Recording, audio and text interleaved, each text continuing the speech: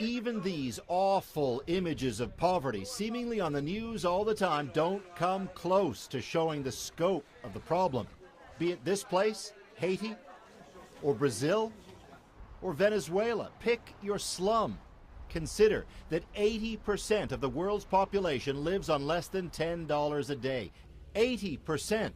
So is it any wonder the attention given simply to the new Pope's name? Because, he has chosen the name of Francis, we have a very strong indication, not only from his history, but from this name choice, that Pope Francis chooses to build a more inclusive church, but specifically a church that's very closely aligned with the poor and the vulnerable and those that live on the margins. May the Lord bless you and keep you.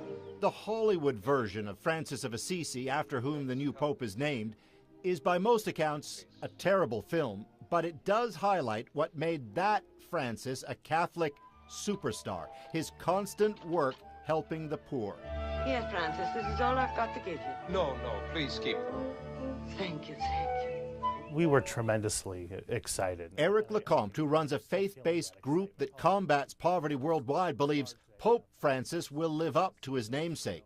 He notes that as a cardinal, Francis long urged for more aid to the poor, and there's no reason to think that'll change now. What this new Pope Francis is going to say is that access to food, access to water, access to employment, access to health care, these are human rights, and everyone should have access to these human rights without discrimination.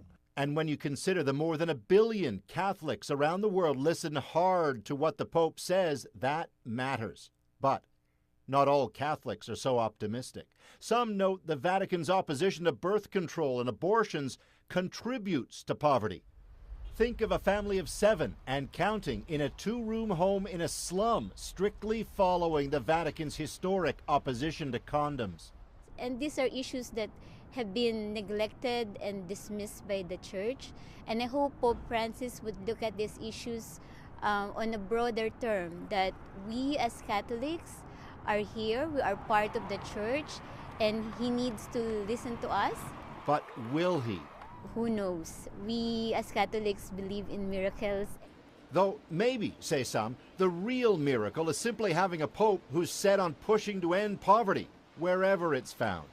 It can't hurt to at least talk about it. The message that all human beings should live in dignity is going to be the front and center message of this papacy. He has the rest of his time as Pope to live up to that prediction. Paul Hunter, CBC News, Washington.